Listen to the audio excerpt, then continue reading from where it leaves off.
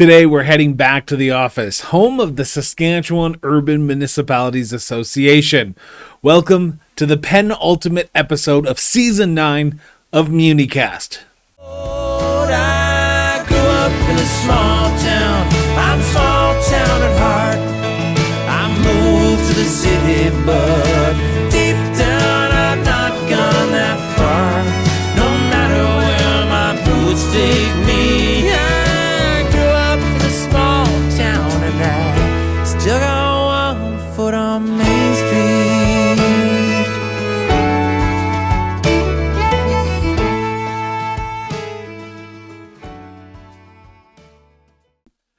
MuniCast is brought to you by SUMA, the voice of Saskatchewan's urban municipalities. MuniCast discusses topics that are important to municipal leaders, like local governance, best practices, education, and so much more. Now for Season 9, we have been meeting with SUMA's new board of directors. SUMA adopted a new, modern governance structure built from a thorough governance review and member consultation. This new structure is a caucus model with a 7-member board and 34 representatives from villages, resort villages, towns, cities, and northern municipalities across all regions of the province, marking the beginning of a new chapter for SUMA. Now, in this edition of MuniCast, we are meeting with one of the final 2 members of the board, the Ex-Officio members of the board.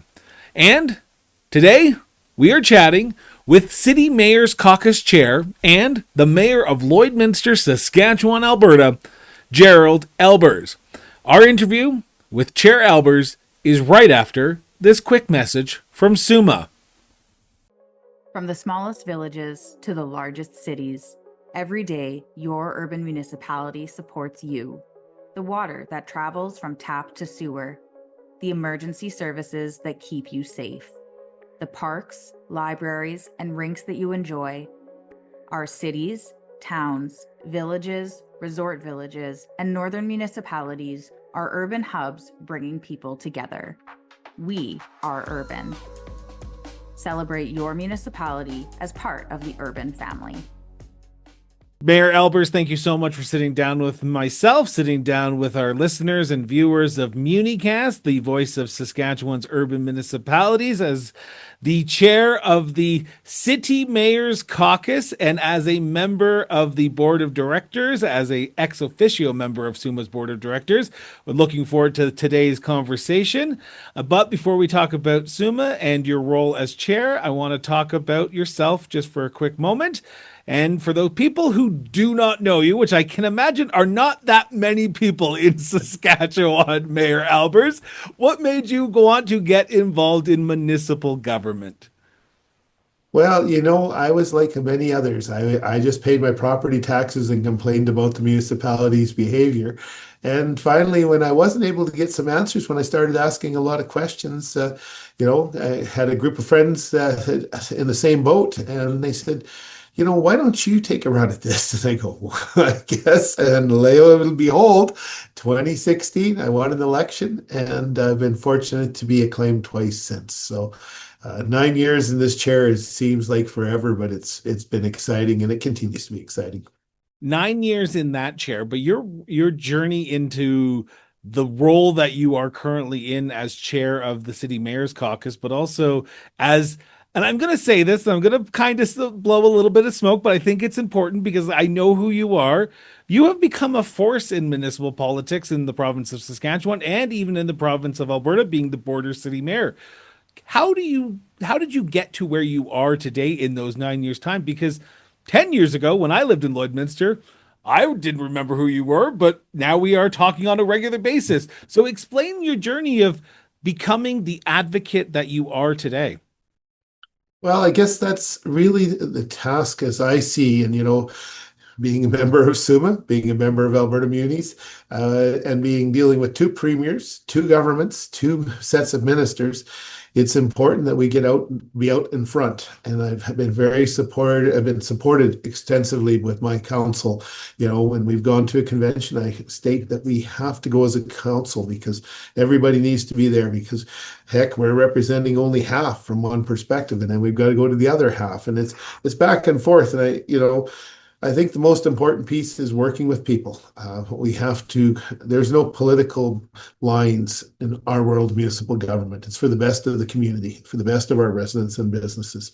So it doesn't matter who is in government and who's in opposition. We need to be prepared to be open, honest, and transparent with them as well and say, this is our needs, this is what our ask is, or provide a solution when we come with a problem. And I think I hope that's the way I've been perceived at the provincial level and across even the provinces, because we all share the similar problems, as we've all heard over your podcasts and different things like that.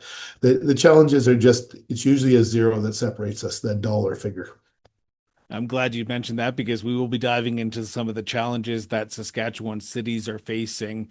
But I want to talk and I want to start sort of the role of the SUMA board of directors, as we have just changed this year, we've moved to a more caucus model. But your role as the chair of the city mayor's caucus is still relatively the same that it was a year ago. Now, many people know what the SUMA board of director does because we've been getting to know them over season 9 of MuniCast, but there might be some people who listen to this or watch this and say, what is the city's mayor's caucus and why is that important? So as the chair, how did this organization come about and why is it important in 2025? Well, the SUMA City Mayor's Caucus has been around for some time. I apologize. I don't even know how long exactly, but I've had the pleasure to be involved with 9 years, 5 years as chair now, which I think the fellow mayors have taken the confidence in me to chair it. From the perspective, certainly the city mayors represent about 65% of the population of Saskatchewan. From that perspective, we serve that. Our cities, in many cases, are those places where our smaller communities, be it towns and villages, will come for medical attention, further medical attention from their own hospitals and healthcare facilities and doctors' offices. They come to the cities looking for those things. They also may come for an enhanced shopping experience because every community's got some great local businesses, but at the same token, the bigger you are, the little more variety you bring. We also seem to be the epicenter of the social challenges that we're experiencing today. So that piece in it, I can say this to any mayor listening: you are part of your council, and I've said this to my own council, and they realize it, that the mayor is always the one that gets put in the spotlight, the first one to speak on behalf of the community, the first one to speak with the city manager or the CAO.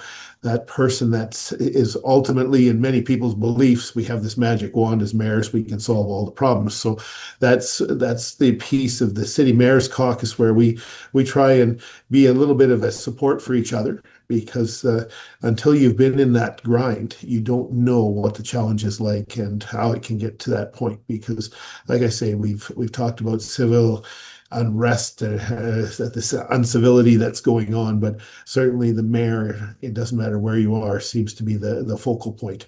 So, our group also gives us that opportunity to share those common gains that we have seen and items that have worked in our community, and we want to share with another major city because it's not quite the same again as the towns and villages in our northern communities. But at the same time, we all share the same problems, and that's part of that caucuses. And we can talk about that. Hearing and following the caucuses, be it the village, the town, the city, I can relate. I grew up in a small farm adjacent to a small community that still exists with only a school left, basically. I don't think, other than a restaurant and an insurer that's there open part-time, that's what's left of my hometown. The grain elevators are gone.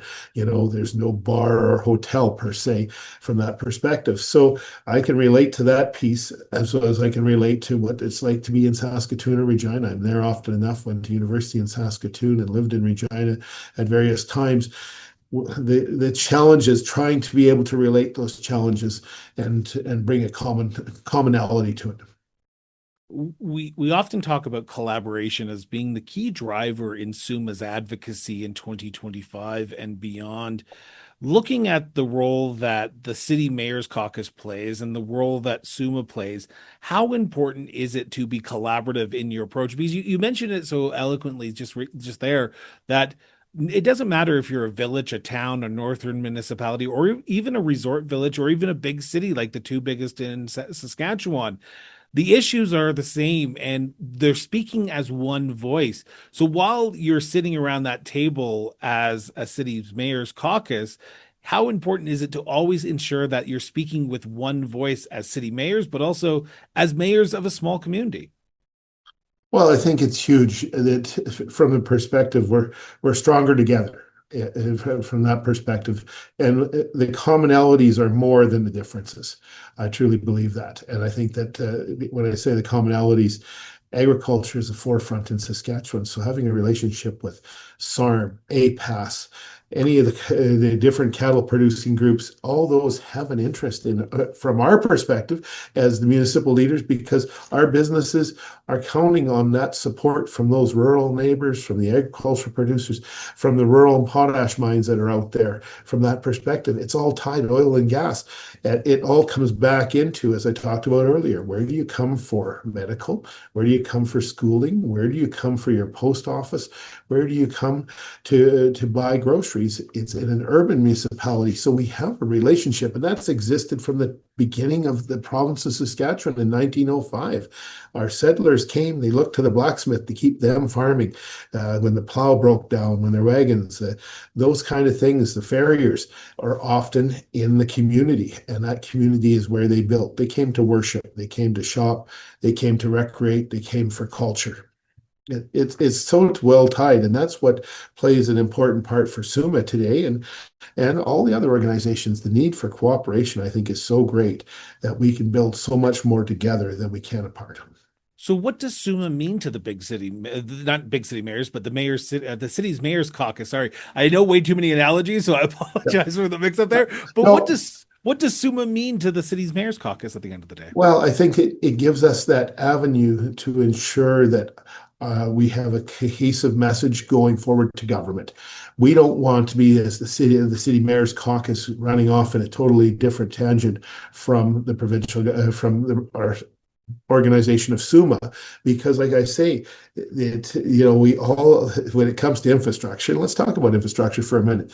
It's a zero that separates us. A small community, a village might need an $800,000 lagoon upgrade or wastewater treatment or water treatment plant upgrade. A town, depending on its size, about 8 million. We just went through an $81.5 million wastewater treatment plant a couple of years ago, and the city of Regina, the last one I saw, was $800 million. So we having that collective voice saying infrastructure, and that's what I think you'll hear time after time, is the basis, because we won't have a hospital, we won't have a school, we won't have businesses if we don't have the infrastructure to support that growth. And at the same token, for the residents, play that same role. People want different life experiences. Some may want an acreage, some want small town living. We have numerous members of SUMA around us where those folks, that is their home, but everything they basically do in this city, in Lloydminster, and you can use that to have bedroom communities around Regina, Saskatoon, and other cities throughout Saskatchewan, we're all tied together. The industry, sometimes in small town Saskatchewan, which is terrific to see, but often associated to a larger community, and it is often one of the 16 city members of the City Mayor's Caucus. Now, I try to keep a pulse on what the inner workings and the inner meetings of when SUMA members and the city mayor's caucus are meeting. But I believe, and you're going to correct me if I'm wrong here, the last time your caucus met as a whole in person was in the beautiful city of Weyburn, Saskatchewan, which I'm going to give a shout out to Mayor Jeff Richards, because if I don't, then I will probably get a strongly worded email from him saying, "Why didn't you mention me?" But you met in Weyburn, Saskatchewan earlier this year. Now, when you were sitting around with the 16 other mayors and even representatives from SUMA, what were some of the biggest challenges that you were hearing repeatedly from municipalities and mayors? Now, you talked about infrastructure, but is Is that the common theme that we're hearing in 2025 and potentially in 2026? So if I talk to Mayor Cernick from Estevan or yourself, or even I'm going to pronounce her last name wrong here, I apologize, but the mayor of North Battleford, Kelly, and I'm blanking on her last Hot name. Kelly Houghton.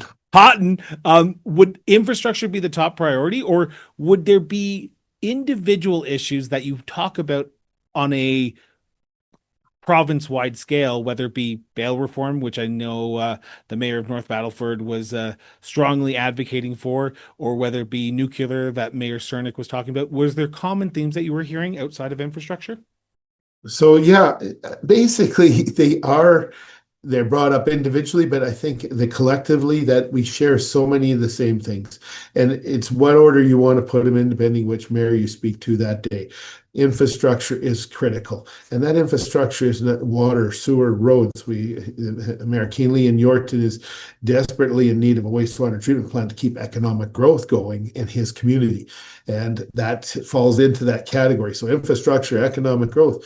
But one issue that has ended up at our table that we'd love to pass off is the social issues, be it unhoused, mental health and addiction, and falls into healthcare and pieces like that, but it continues to circle at our table on a regular basis. Sometimes, depending on the city, some less than more, because certainly as we look at Saskatoon and Regina being the largest two cities, often a forefront in the news about unhoused and the challenges, mental health and addiction, healthcare crisis that is a challenge across Canada, following that piece. But to circle back, we share so many of the common items. It's just a matter of the priority ranking that each individual mayor at the CMC will bring forward. I will add, Mayor Jeff did a great job in Weyburn hosting us in June, but we've had the pleasure of gathering in Regina just recently in November from that perspective to gather again. And we try to gather at least twice a year in person to bring updates and share that information. We also meet a couple times virtually just to make sure if there's something that's showing up on the radar, and if, again, updates from SUMA, from the advocacy work they're doing, what are we hearing from the government, what initiatives are being brought forward, because it's important to try and stay on top of that, because our administrations do a great job, but at the end of the day, again, getting it on the elected officials' radar, ensuring that we can see the same message, and for those issues that pop up in a community and say, hey, here it is, and you might be seeing this next, and go, okay, thank you, we love those heads up. And that's just the importance of communication, and that's one of the avenues. So that kind of brings it back to why SUMA went to the caucus model. I'm sure there was communities that felt at a convention, well, that's a big city issue. That's not a village issue. It's not a town issue. Yet there are so many. And when I've saw what has come from our caucus reports, from our caucus chairs, our vice presidents of those caucuses, we aren't that far apart, but it's just how we're interpreted and who's speaking for it and how's it being addressed. And I think those are all items that come back to the board of directors to give direction to the administration of SUMA, saying these are the things that we need to work on collectively, but there will be occasionally individual ones because certain issues are much more prevalent at the top of that list. I really believe the list doesn't change much. It's just which order. For a village, they may be addressing the landfill challenge that they have because it's a major issue. But boy, you ask them about healthcare. Yeah, we need to do something about healthcare because we need to be going to a neighboring town if we lost our doctor as a village, and we're concerned about that. So it's like a globe. We're all tied together and it's just one big piece. It's just a matter of if people are looking at it that way and how they approach it. And it comes back to the idea that we are doing this together as one province, as one organization, as one group of people. And it does, at the end of the day, like you said, come down to that zero after the number that's at the start of the dollar figure. So when you look at the work that SUMA has done over the last 5 years, since you've been the city's mayor's caucus chair, but also in your 9 years as mayor of Lloydminster, how do you see SUMA being best positioned to help communities in the coming years? Because we are entering this new era of SUMA. The governance model changed earlier this year, and I quote Taylor Swift more than I like to on this show, but here we are. We're in the new caucus era of SUMA. So how do you believe SUMA is best positioned to help communities, whether they be a city mayor or a small town village mayor, address long-term issues around infrastructure or even the social issues that you just talked about? Well, certainly, understanding the political perspective of the province and the federal government, SUMA can bring that unified message for communities across Saskatchewan. And again, a village needs an upgrade, a town needs an upgrade, cities need upgrades. There's a federal provincial funding program. Rather than having each of us standing in line trying to explain our needs, we can take that collective need and say, listen, we need a program, and we've been doing that.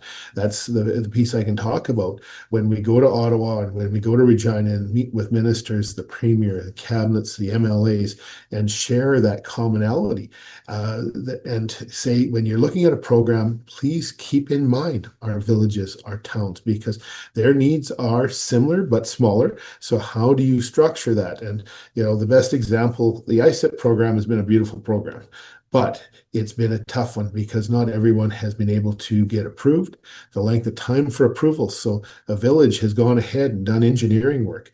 They've got a cost estimate today, but if they don't see money for 4 years, you can add, I'm not sure what percentage of inflation based on, it's at least 10 to 15, if not 20% per year. And helping the federal and provincial governments understand red tape is costing everybody a lot of money. It costs the municipality and their ratepayers the most from that perspective, but also all the way through. We're making headway. They're saying they're hearing us and understanding. Now, ISIP has kind of come to an end. The money's been allocated from that perspective. But if we don't lay the groundwork today, we're going to be in no better shape in 3 years or 2 years, whenever that new program comes out, hopefully from the federal provincial arrangement. From that perspective, cost sharing. The work of having SUMA being able to travel with Minister Schmaltz and a group together, and city mayors and SARM going to Ottawa and sitting down with Ottawa was huge. Those are the benefits of doing it collaboratively, because I know our villages wouldn't have the resources. This towns most likely wouldn't have the resources sending somebody to Ottawa. But SUMA and some of the larger cities and the cities having that ability, it was well received. They're telling us we're not in Ottawa enough, as an example for Ottawa. Every chance we get, and I know that our communities are working with their MLAs that are in government or in opposition and helping carry that message together. But when that whole group comes together, the strength of 82% plus of the province of Saskatchewan sits down with the Minister of Government Relations and says, Minister, there's a challenge, and this is the challenge, and we bring a solution. That even gets you a lot further down the line, rather than dropping something, here's the problem, you guys fix it. That's what we often get as municipal leaders, first of all, day in, day out. Sometimes people come with solutions, but going to the provincial and federal government with a challenge or a problem, but bringing a solution, I think speaks so much more than, like I say, just dumping it on them and saying it's your problem now. One of the best things I heard from a mayor since doing my show and talking to municipal leaders from across Canada is every time a resident comes to me with a problem, I ask them, what is the solution you're looking for? And it's the same thing when you talk to provincial or even federal ministers, because let's work together. If you have a problem, let's find a common solution. And if you have a solution you want to start and sort of be that sort of guiding post to start the conversation, let's have that conversation. And it's no different for mayors who are talking to the provincial government. So I like your analogy there. But I just want to, if you don't mind, before we start wrapping up here, I have one last question, and then we're going to just ask about the future of the city mayors and the city mayors caucus in 2026 and beyond. Now, this year has been there's been a big push around collaboration for SUMA, around collaborations between municipal leaders, whether they be villages, towns, or cities, or even First Nations and municipalities, or nonprofits and municipalities. Looking at your city mayor's caucus and the mayors that you chat with on a regular basis across Saskatchewan, Is there an example of successful collaboration between a city and another organization that you look at and you say, this is what other people should look at? Because the other thing I often hear from municipal leaders is we don't want to reinvent the wheel. We want to steal from the best and make it our own by just basically changing the name at the top of the bylaw. So from your perspective, what's a successful collaboration story that you want people to know about? Well, I think there's a couple of them, and I'm going to pivot to Meadow Lake. Meadow Lake, the city of Meadow Lake, is going to be hosting the 2026 Saskatchewan Winter Games. They're doing it with the Flying Dust First Nation, which is very much adjacent to the community. Working together, this will be the first time that the actual Winter Games will be delivered jointly with a First Nation and a municipality, being the city of Meadow Lake. And hats off. Combination of facilities, volunteers and things like that. Even though the First Nations have their own games, they're participating and have become more active. And I know we had the pleasure of hosting the Summer Games a few years ago, and we made a very strong case to ensure that, we had First Nations involvement in that. But I'll also look to Meadow Lake, the cooperation after their arena burned. And that's I cannot even imagine the pain that the community suffered and the loss for the residents. But the RM has come together with the city and with a cost sharing arrangement, contribution. Those are so critical because everyone shares in that usage. Everybody shares in some of that cost. And that's what it really comes down to. There's models out there of user pay, which is a wonderful thing, but that adds to the dimension. But at a municipal level, we have the ability to say, listen, if we're piggybacking on your facilities, let us help out, and vice versa. And I think that Meadow Lake is a shining star today in Saskatchewan of where we can go. I've heard about that collaboration in other communities, small towns, some villages. It's just one of the challenges that as municipal leaders, we're asked to provide the basics: water, sewer, roads, fire protection, and policing, and as an urban. And for our rurals, they've got fire protection, roads, depending on their policing arrangement and things like that. And they may have water and sewer as well. But what about recreation and culture? And I can tell you that's become one of the more expensive deliveries. Graders are not cheap. Granted, absolutely, they're not cheap. But in the same token, how do you run an artificial rink with artificial ice 365 days of the year, basically 24/7? Every time someone steps off that ice, they're expecting a Zamboni to be there. In our world, we operate in a unionized environment. That is not a cost that was there in 1972 when my dad used to go in for a week of evenings in my hometown on natural ice that was scraped once, and they did a flood with a 45-gallon drum on 2 bicycle tires and a gunny sack pulled behind. It's just our costs have escalated, yet those services, and we don't want to build a rink in every community. Gosh, I don't think that would be in anybody's best interest, or a swimming pool, or whatever cultural facility. But by pulling together with what we have, we can build even a better and stronger base. Well, I would agree wholeheartedly on that statement. But my final question before I let you go, Mayor Aalbers, because I know you are a busy man, and as much time as I would love to spend with you, you probably have things you need to get back in your own community too. So looking towards the future and what's in store, as I said, we're in this new era of SUMA governance, and that means things change, and things change for the good. Looking at your city mayor's caucus, what does the future have in store for city mayors across the province of Saskatchewan in the future? Well, I think we're going to continue to meet regularly. You talked about Weyburn's meeting this past year. We're off to Prince Albert, I believe, next year that they'll be hosting us. From that perspective, we've tried to make a point to travel around the province to see each other's facilities. We're often in either Saskatoon or Regina for the convention, and that, may, depending where you go for different activities, may see some of theirs, but we've tried to get outside those 2 cities as often as we can once a year to visit and have the opportunity, in the case of promoting our own communities as the mayor that's hosting, and showcasing that, and having having that dialogue in the case of Mayor Jeff and Weyburn. It was great visiting their facilities that we were able to see and discuss, and how are you making it work? Getting that involving the schools as an example, involving the community, because we all have the similar challenges. You want to get as much value from every investment that you make.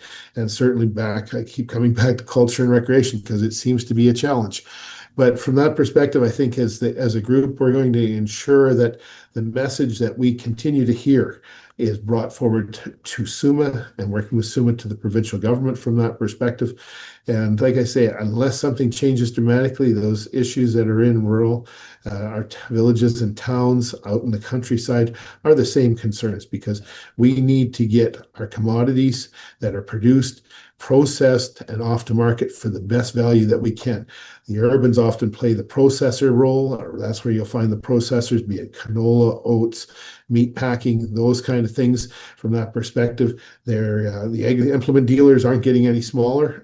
So, supporting them with technology, be it ensuring that internet connections, if we have any ability to influence that, but making Saskatchewan the place it is, the desirable place to come, to do business, raise a family, to retire and enjoy the beauties of the province. And they're in urban and rural, they're in the north. We're so blessed, and it's just a matter of trying to connect all those dots while still trying to make a living and pay our taxes and carry on each and every day. Well, I look forward to seeing what unfolds for the future of cities across the province of Saskatchewan. Mayor, I want to take a moment and thank you so much for sitting down with myself, sitting down with the listeners and viewers of MuniCast, and sitting down and talking about the role that SUMA plays in our everyday lives. So thank you so much from the bottom of our heart. And I wish you the best of Merry Christmases and a Happy New Year. Well, Chris, again, all the best to you. Thank you for this opportunity, and thank you for working with SUMA on the MuniCasts and leading the charge. And also, I wish you a very Merry Christmas and Happy New Year, and all those folks out there. We hope that you have a beautiful day, a beautiful Christmas together with friends and family. Thank you for tuning in for our penultimate episode of Season 9 of MuniCast. Now, if you haven't already, be sure to subscribe to MuniCast on your favorite podcast platform, or hit that subscribe button if you're watching on YouTube. Now, until next time, thanks for spending a little bit more time with us, and we will see you down on Main Street. I grew up in a small town. I'm small town at heart. I moved to the city, but